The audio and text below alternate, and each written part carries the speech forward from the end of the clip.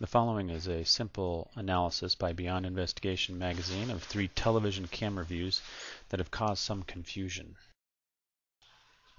Since we don't believe in a conspiracy that involved any news agency, we felt that only misinterpretation could explain the discrepancy that some people claim in the various camera views.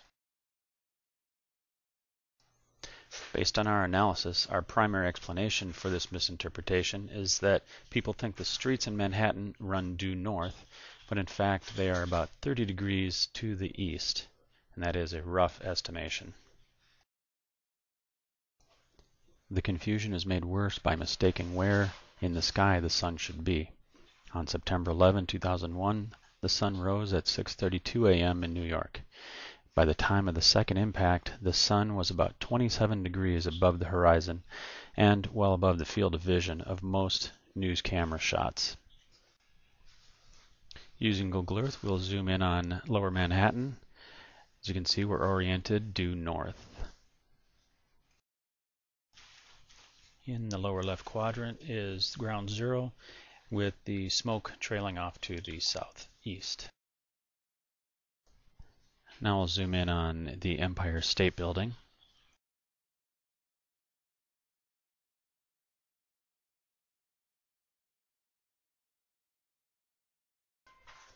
And now we're moving southwest down Broadway towards ground zero.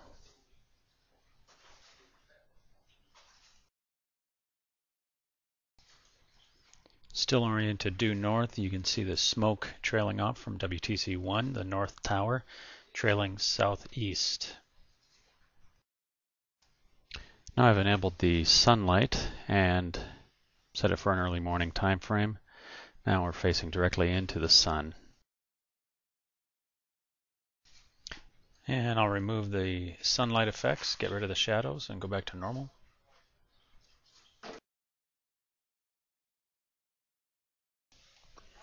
This is a screenshot from the first CBS camera shot.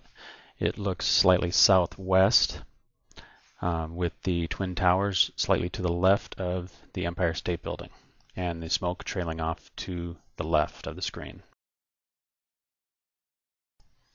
And now we'll move the view to approximate the first CBS camera view. In the center of the screen is the Empire State Building with the Twin Towers slightly to its left, and you see the smoke trailing off from World Trade Center 1 to the left of the view. And here is the CBS camera view taken from the YouTube video. As you can see, the World Trade Center slightly to the left of the Empire State Building in the foreground.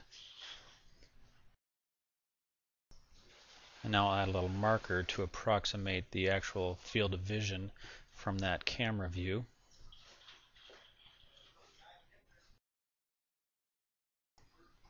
And again, a screenshot from the first CBS camera.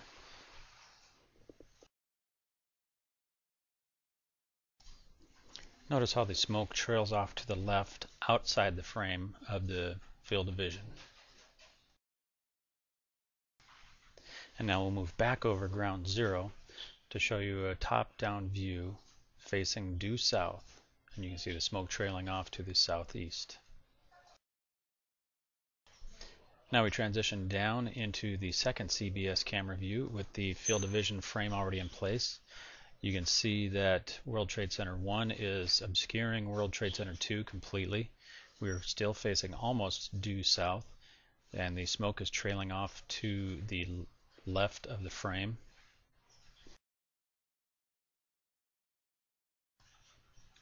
Here's a screenshot from the second CBS camera view. Note the smoke trailing off to the left and just the tops of a couple buildings in the foreground.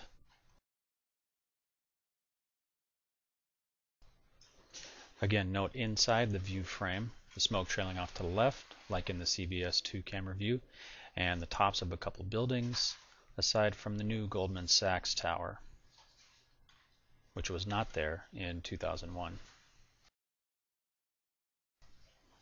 And now we're going to move into the Fox 5 camera position with, again, the view frame already in place. The Fox 5 camera view seems to be one of the most controversial. As you can see within the frame, the smoke is trailing off to the right, and you can see the tops of some of the smaller buildings in the foreground.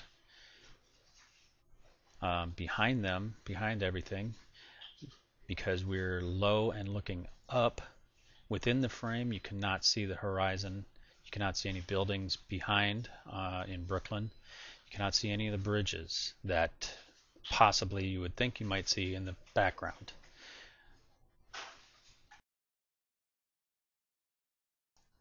And here's a screenshot from the Fox 5 camera view. As you can see, the smoke trailing off to the right of the screen and the tops of some of the buildings in the foreground. Nothing in the background, no horizon, no bridges, no Brooklyn. If we zoom up over the towers, you'll kind of see why you can't see the background. On the left is the Brooklyn Bridge and the Manhattan Bridge. No other bridges are in the background over the river. And as we zoom back down in the original position, you'll see those landmarks disappear from view. And finally, to a top-down view facing due north. So you can see the smoke trailing off to the southeast. It's important to remember all these shots were taken from considerable distances using extreme zoom, which greatly affects perspective. Also, the smoke trail expanded vertically and horizontally as it trailed away, so extremely tight shots make directionality difficult to gauge with precision.